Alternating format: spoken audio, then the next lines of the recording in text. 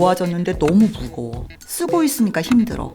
그 불편함으로 인해서 모아지는 그 사용성을 그냥 포기해버리는 거죠. 사용성 관점에서 가벼우면서 필요한 정보만 딱딱 주면은 쓸만하다라고 고객이 느끼는 거예요. 정보의 퀄리티가 약간 낮더라도 어쨌든 정보 자체는 굉장히 유용한 정보잖아요. 디바이스들은 어쨌든 멀티모달로 되는 거잖아요. 좀 감동적이었던 것 중에 하나가 장애인분들 이제 안경 끼면은 거기에서 나이다로 옆에서 있는 것들을 다 정교하게 해서 설명해주고, 그 디바이스를 낀 상태에서 시각장애인 분이 공이 날라오니까 공을 받는 이런 경우도 있었어요.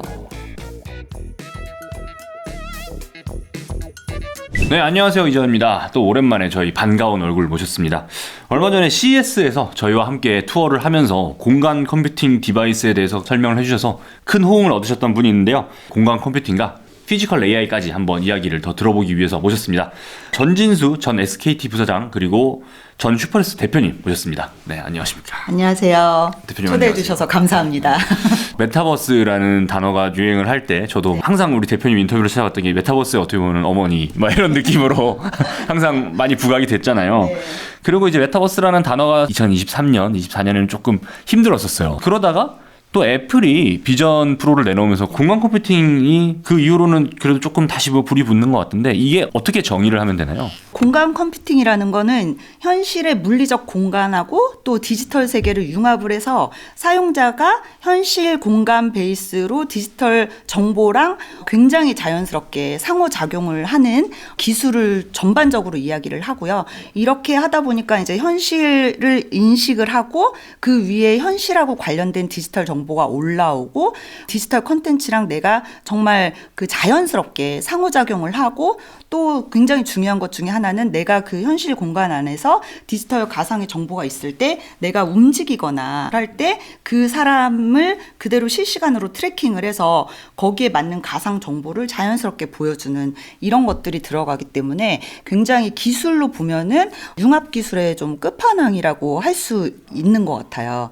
네, 그래서 이제 팀 쿡이 메타버스 용어를 쓰지 않게 하고 공간 컴퓨팅이라는 단어로 약간 리브랜딩하는 개념으로 만들었다고 보면 될 것 같고요. 어떻게 보면은 메타버스보다 더 큰 개념을 포괄하고 있다라고 보면 될 것 같습니다. 최근에는 더 급부상하고 있는 현실 공간을 그대로 복제를 해서 그 공간 안에서 현실에 있는 것들을 그대로 시뮬레이션을 해서 어떻게 일어났는지를 미리 예측을 하고 그에 대한 결과를 가지고 다시 현실에 재반영을 하는 디지털 트윈 기술 관련해서까지 다 아우르는 그런 용어라고 보면 될 것 같아요. 공간 컴퓨팅은. 저도 관심이 많으니까 계속 보다 보면은 2021년의 메타버스와 2025년의 공간 컴퓨팅이 같다고 생각하시는 분들도 있겠지만 저는 좀 달라 보이더라고요. 이 두 시기의 이런 공간 컴퓨팅 혹은 메타버스는 어떤 차이가 좀 있을까요? 그때는 약간 사람들이 물리적으로 이제 분리가 돼 있는 상태이다 보니까 내가 지금 현실을 도피하고 싶은 이런 게 더 컸던 것 같아요. 그러다 보니 기억이 나실지 모르겠지만 영화 레디 플레이어 1도 엄청 떠서 사람들이 레디 플레이어 1처럼 돼야 되는 거 아니야? 막 이런 얘기도 하고, 그리고 이제 그때 나왔던 메타버스 같은 경우는 다 어쨌든 지금 현실보다 더 나은 공간에 가서 굉장히 즐기고 놀고 하는 쪽에 포커스가 돼 있었어요. 그런데 지금 이제 공간 컴퓨팅은 오히려 현실 기반에서 내가 사는데 있어서 나의 경험을 더 풍부하게 하면서 내가 지금 업무를 할 때도 더 효율적으로 하는, 그리고 미디어 콘텐츠도 내가 그냥 집에 있는 작은 TV로 보는 게 아니라 애플 비전 같은 디바이스를 꼈을 때 대형 스크린에서 본다든지 아니면은 노트북 하나만 있지만 가상의 이제 모니터를 여러 개를 띄워놓고 한꺼번에 이제 보면서 일을 할 수 있다든지, 그러니까 나의 지금 삶의 효율을 올리는 쪽으로 많이 가고 있어요. 그래서 조금 더 현실적으로 바뀌어가고 있다라고 보시면 될 것 같아요. 그리고 또 하나는 비즈니스 쪽에서 많이 발전하고 있다고 보시면 될 것 같아요. 비즈니스 쪽이요? 네네. 예, 예를 들어서 공사 현장에서 이제 공사장이 있으면 공사하는 건물이 이렇게 올라갈 때 공사 진행 중에는 이렇게 보기가 어려워요. 완전 전문가만 볼 수 있고, 그러다 보면은 탐 레벨의 관리 감독을 하는 사람들은 내가 이렇게 봤을 때 잘 모른단 말이에요. 그리고 그런 사람들은 주로 이제 클라이언트들인 경우가 많은데 설계 도면이 마음에 안 들거나 이렇게 할 때 그걸 가지고 이제 한참 공사가 진행이 된 다음에 바꿔달라 이런 식으로 하는 경우가 많아요. 그런데 그런 경우에 와서 어떻게 하는 게 더 좋을지 중간 과정에서 리뷰를 하거나 할 때 글래스 같은 걸 끼고 현장에 버추얼로 이제 건물을 미리 본 다음에 이런 식으로 바꾸면 좋겠다라고 미리 피드백을 줄 수가 있거든요. 그런 산업적으로도 쓰이고 또 하나는 원래 이제 AR이 보잉의 직원이 먼저 그 글래스를 만들었거든요. 그래서 원래 이제 판에다가 자기가 설계도를 만들고 실제로 가서 너트 같은 거 조립하고 이렇게 하는데 비행기가 너무 복잡하잖아요.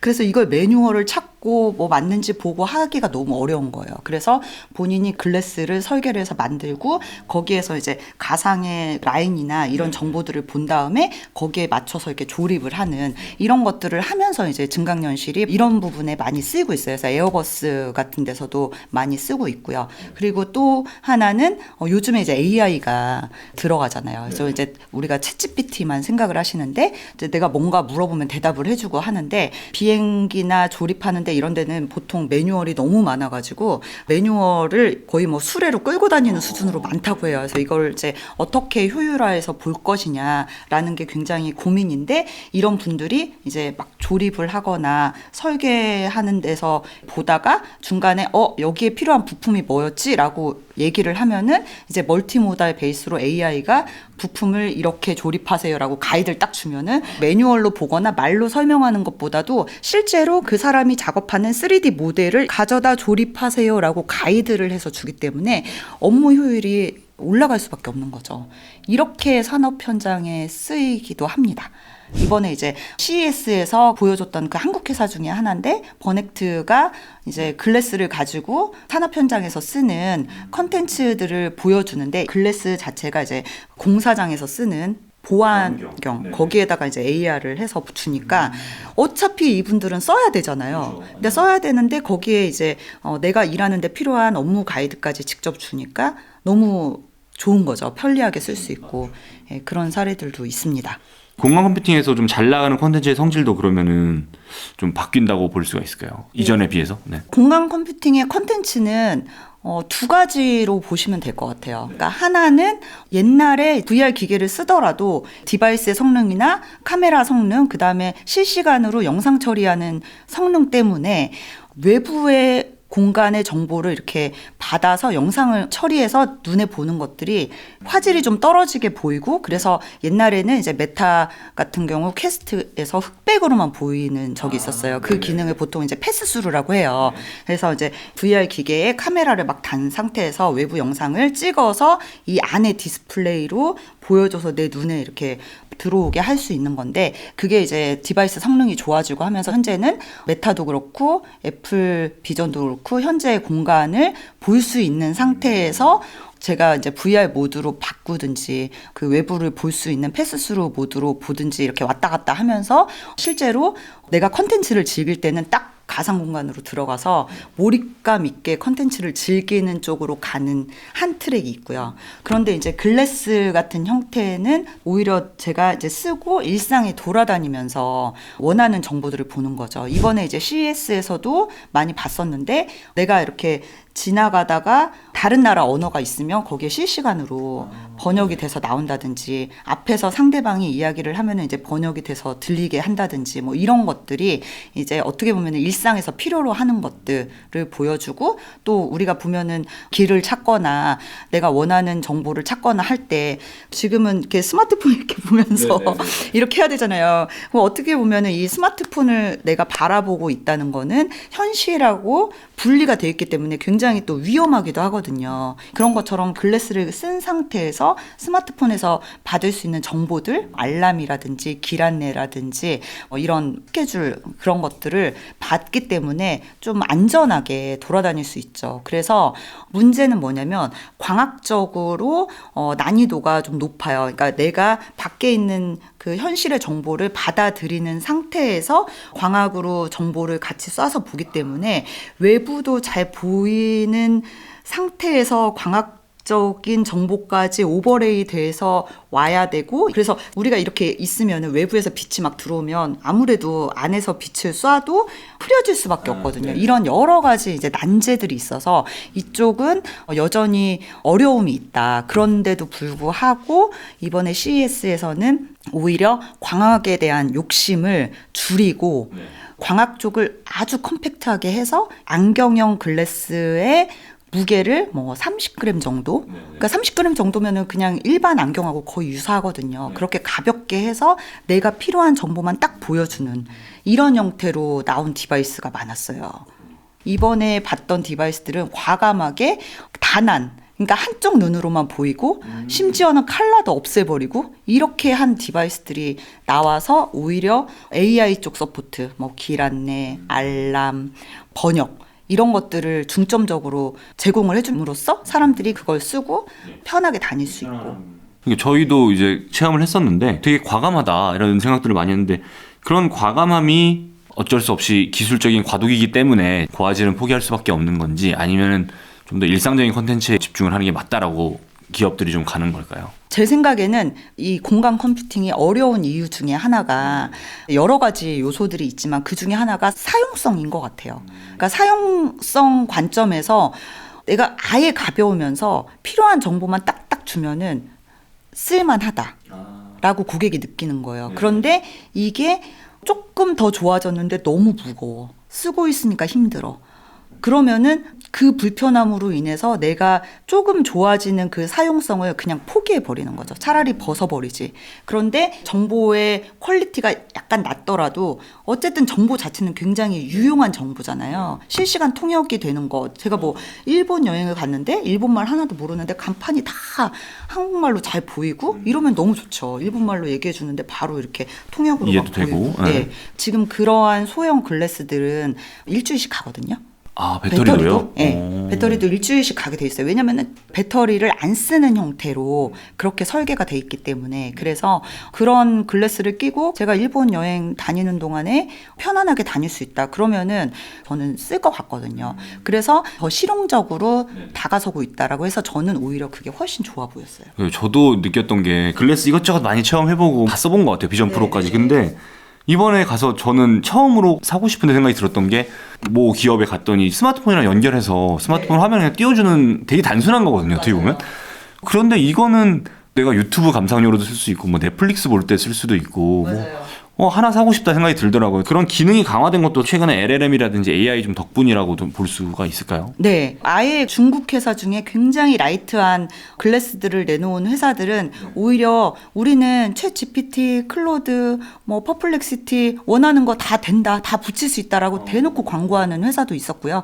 그래서 지금 우리가 기존의 라지 랭귀지 모델로 대화형으로 AI 정보를 받던 것들을 지금 메타의 레이벤 글래스도 그렇고 글래스 끼고 대화형으로 일상에서 즐길 수 있는 형태의 디바이스들이 좀 나오기 시작하고요. 오히려 그런 디바이스들은 아예 광학을 없애버린 것도 있었어요. 그러니까 대화형으로.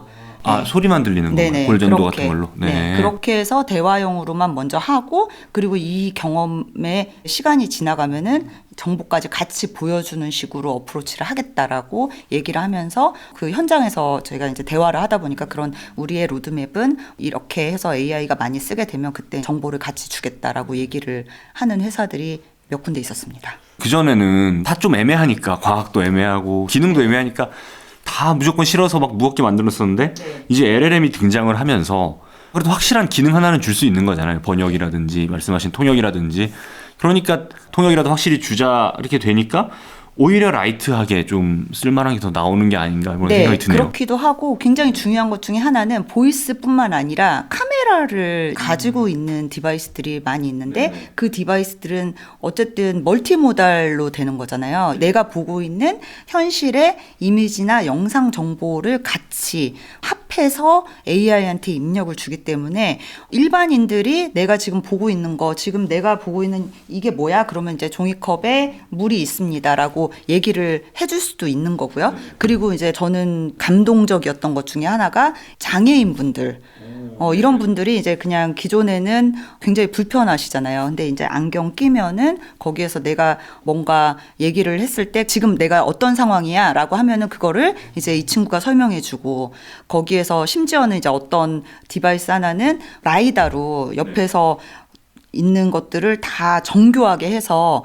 그 디바이스를 낀 상태에서 시각장애인 분이 공이 날라오니까 공을 받는 이런 경우도 있었어요. 네, 그래서 어떻게 보면은 현재 있는 현실의 정보들을 내가 착용하고 있는 웨어러블을 통해서 인지를 해서 사람들이 내가 부족한 부분을 보강해주는 이런 형태의 디바이스들이 이번에 정말 꽤 많이 나왔거든요. 그건 진짜 생각도 못했네요. 네. 그렇게 가능하겠구나.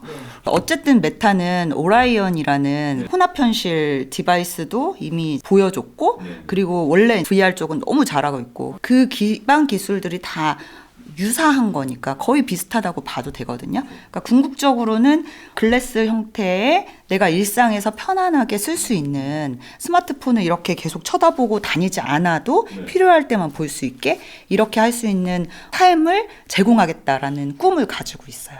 그러니까 최근에 저도 디바이스 나오는 거 보면서 확실히 그런 변화를 좀 느꼈거든요. 이게 AI의 등장이라든지 그런 기능들이 확실히 보강이 되니까 충분히 또 그런 변화가 생기는 것 같네요. 기능적으로는 LLM 같은 게 붙어서 멀티모달 기반으로 물어보고 답을 해주고 이런 방식으로 가는 게 하나가 있고 또 하나는 기본적으로 공간 컴퓨팅이라는 게 현실에 보이는 정보 어떻게 보면 사람이 눈으로 보면은 저희는 이제 입체적으로 다 파악을 하게 되잖아요. 근데 기존에는 기계들이 사진을 딱 찍으면은 입체적으로 보지는 않았죠. 일반적으로. 근데 이제 카메라가 여러 개 있거나 라이다나 이런 것들이 붙게 되면은 입체적으로 파악을 하고 공간을 인식하게 되잖아요. 이런 것들이 사실은 다 마이크로하게 AI가 들어가거든요. 근데 이런 것들이 기존에는 너무 처리하기가 어렵고 이랬는데 디바이스 칩들이라든지 이렇게 센서 퓨전이라든지 이런 것들이 잘 돌아가게 되면서 공간을 인식하게 되는 이쪽 AI도 굉장히 중요하고요.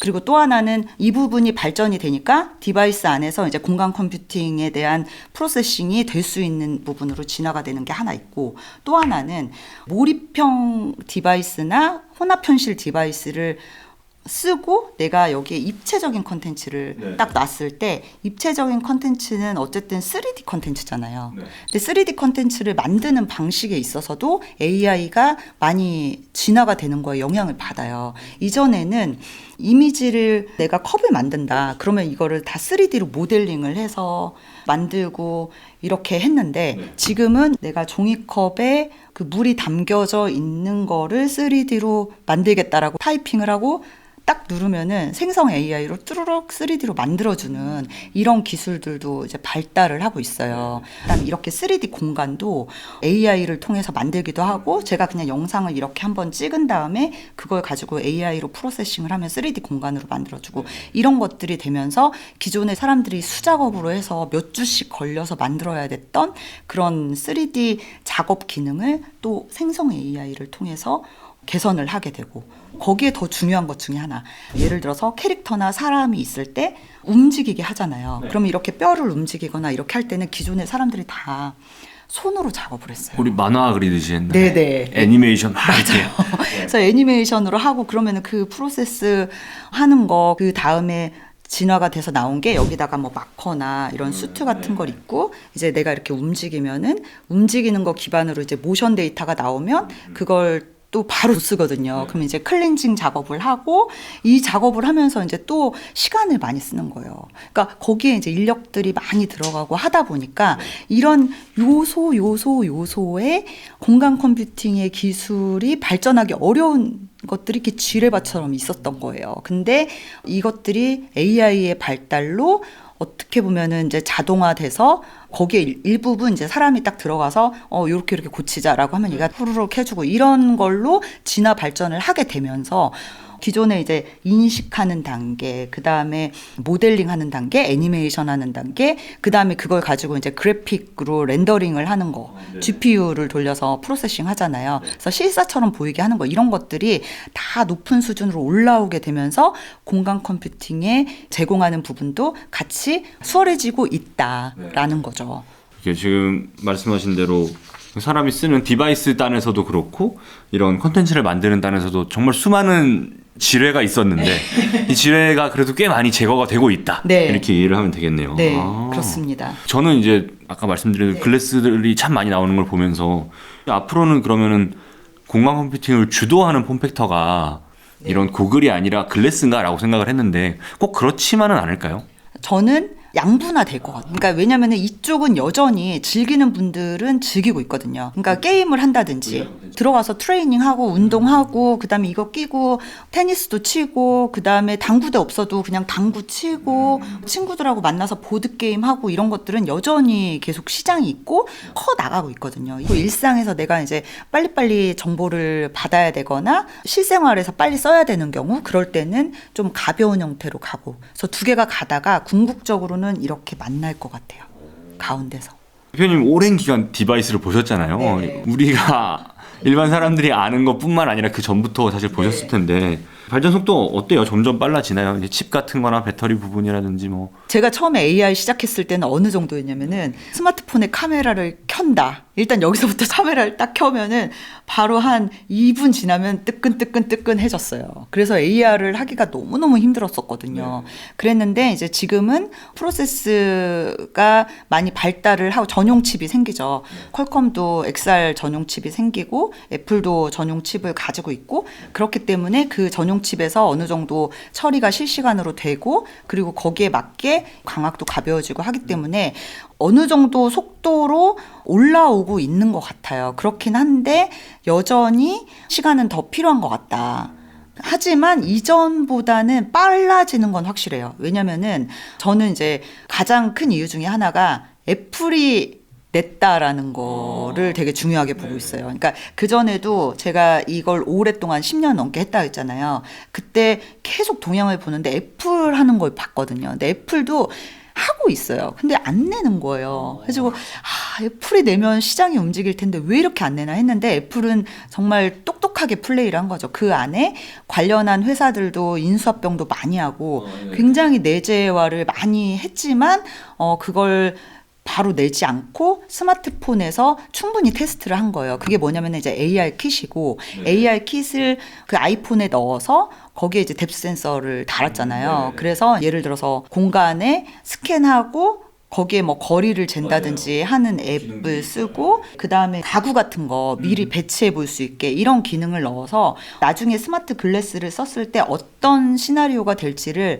하나씩 테스트를 해본 거죠. 그리고 나서 이게 어느 정도 기술 수준이 올라왔다 싶으니까 이제 그걸 애플 비전으로 낸 거고 메타는 계속 시행착오를 하면서 10년 동안 계속 만들어서 내고 하면서 시장을 자기 편으로 만들려고 노력을 한 거죠. 비전 프로가 근데 기대했던 것에 비해서 너무 비싸서 야 이거 어디에 쓰냐라는 의견도 사실 많이 있잖아요. 네. 대표님 거기에 대해서는 좀 어떻게 보십니까? 저는 이제 애플이 움직였을 때 사실 너무 깜짝 놀랐어요. 프로를 먼저 냈잖아요. 아 그렇죠. 비전 프로죠. 예. 네네. 그러니까 보통은 이제 뭐 일반 모델을 내고 그 다음에 이제 프로를 낸다든지 이런 식으로 하는데 그냥 프로를 바로 내버린 거예요. 그랬는데 저는 애플이 그걸 딱 냈을 때 굉장히 영리한 플레이를 잘했다라고 생각을 했어요. 왜냐하면 메타가 이미 저가 시장은 다 먹은 상태였고 메타가 지금 내는 가격대로 낼 수 있는 회사가 사실 저는 거의 없다고 보거든요. 진짜 거의 가성비의 끝판왕에 거기에 이미 그동안에 쌓여 있는 거를 다 집어넣었고 그런 상태에서 메타 같은 경우는 돈을 벌려고 하는 게 아니라 시장을 내가 먼저 만든다라는 느낌으로 지속적으로 투자를 한 거예요. 10년 넘게 했고 리얼리티 랩스에 80조 이상의 돈을 썼는데 올해도 꽤 많은 돈을 투자하는 걸로 이미 이제 루머들이 나오고 있어요. 그래서 메타는 그냥 진짜 진심이다. 근데 애플은 이거를 고가로 내버리면서 우리도 가능해. 근데 우리는 비전 OS를 냈어. 그리고 이 비싼 거는 한번 써봐. 라고 시장에 메시지를 줬고 실제로 애플 비전 프로를 써본 사람들의 반응이 와 너무 비싸다. 그런데 좋다. 돈 내면 좋은 퀄리티 된다. 근데 이 기술의 수준은 시간이 지나면 어쨌든 우리가 떨어지잖아요. 부품 가격이나 이런 것도 떨어지니까 이건 시간이 해결해 준다라는 메시지를 준 거고 두 번째로 중요한 거는 메타는 이미 자기의 생태계가 있단 말이에요. 네네. 여기에 개발사들이 다 들어와서 꽤 오랜 기간 동안에 메타만 바라보고 개발하는 컨텐츠 회사들도 게임도 굉장히 많고. 많죠. 그런 회사들이 있는데 애플은 아무것도 없었어요. 그러니까 애플이 그걸 비전 프로를 내면서 그래서 이게 이제 스마트폰의 넥스트가 될 거라는 메시지를 준 거죠. 그러니까 너희들도 뛰어들어서 개발해야 돼라고 이제 얘기를 한 거고, 그러면은 첫 번째 디바이스가 그 정도 팔렸으면은 시장에서는 냉랭하지만 제가 봤을 때는 이거는 굉장히 성공한 거고, 기존의 메타 퀘스트만 타깃으로 하던 개발사들이 애플 비전 타깃으로도 개발을 하기 시작했거든요. 그러니까 시장을 어쨌든 움직였고 여기에서 굉장히 중추적인 역할을 한 거죠, 애플이. 그러니까 이제 안드로이드만 하던 회사들이 iOS 개발도 시작했다. 그런 상황이고, 우리가 애플의 스마트폰에 비교를 하니 이거 완전 망한 거다, 안 팔린 거다라고 얘기를 하는데, 오히려 대표님이 보시기에는 이거는 개발자들이 이제 개발을 시작할 수 있는 그런 마중물이 된 거기 때문에 또 어떻게 보면은 굉장히 좀 가능성이 있는 거다, 이렇게 좀 보실 수 있는 거네요. 맞습니다. 그리고 대표님이 이전에 뭐 메타버스 브랜드부터 쭉 하시면서 와, 이거는 좀 개선이 됐으면 좋겠다라는 것도 있었을 거고, 이게 좀 허들이 된다라고 생각하신 게 있었을 텐데, AI가 등장함으로써 그런 공간 컴퓨팅의 허들을 극복시켜준 허들, 그런 게 있나요? 일단은 기존에 AI가 없던 시절에 공간 컴퓨팅을 가지고 할 때는 대부분 공간 컴퓨팅을 구현하기 위한 기술들이라든지 그 다음에 제작한다든지 예를 들어서 아바타랑 대화형을 한다든지 이런 것들이 모두가 다 너무나 막대한 노동력을 필요로 했어요. 컨텐츠 하나 만들려고 하면은 몇 주씩 걸리고, 뭐 애니메이션 붙이려고 하면 몇 주씩 걸리고, 컨셉 한번 잡으려면 몇 주씩 걸리고, 뭐 이런 식으로 시간을 굉장히 잡아먹었고, 그게 만들어진 이후에는 오히려 시기적으로 늦어버리는, 그래서 서비스들이 너무 어려웠거든요. 다 너무 제작 기간도 오래 걸리고 비용도 많이 걸리고 하다 보니까 그게 만들어지면은 이미 사람들한테는 식상해져 버리는 거예요, 시간적으로. 기획 단계에서 실제로 나올 때까지 리드 타임이 너무 기니까. 그러니까 뭐 대작 게임 하나 만드는 느낌으로 만드는 거예요. 그리고 거기에 이제 말씀드렸지만 공간을 인식하고 정확하게 접점에 맞춰주고 내가 막 이렇게 움직이더라도 흔들리지 않고 해야 되는데, 카메라나 이런 것들이 막 빨리빨리 처리가 안 되니까 드리프트 현상이라고 하거든요. 내가 공간에다가 컨텐츠를 딱 놨는데 얘가 이렇게 날아가, 하늘로.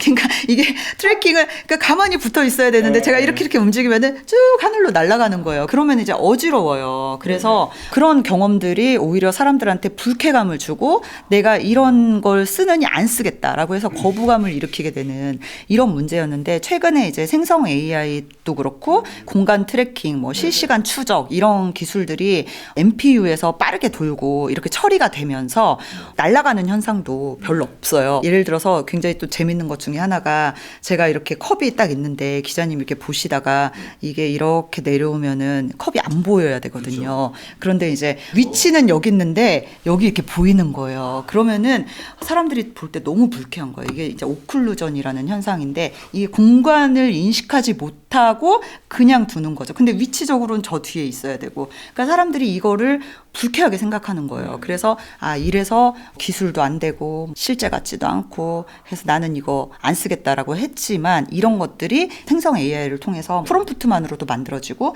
제가 이렇게 딱 만들었는데 나 이거 플라스틱으로 바꿔줘 그러면 치면은 플라스틱으로 확 바뀌는 거예요. 예, 이전에는 이걸 또 손으로 이렇게 한 땀 한 땀 했어야 되는데 그런 것들도 바뀌고, 뭐 애니메이션도 빨리 되고 렌더링도 리얼하게 되고, 그다음에 이렇게 프로세스가 돼서 물리적 공간을 3D로 이해해서 이 뒤로 가면은 샥 가려지게. 왜냐면 이걸 3D로 이해를 하니까 가려지게 되거든요. 이렇게 되는 것들이 구현이 되기 시작하면서 사람들이 이제 받아들일 수 있는 거죠. 그러니까 수용도를 낮추고, 그 다음에 처리가 빨리 되니까 디바이스도 가벼워지고, 여러 가지가 복합적으로 융합이 되면서 좋아지기 때문에 어떻게 보면 AI가 굉장히 역할을 많이 하고 있다, 제작 측면에서도.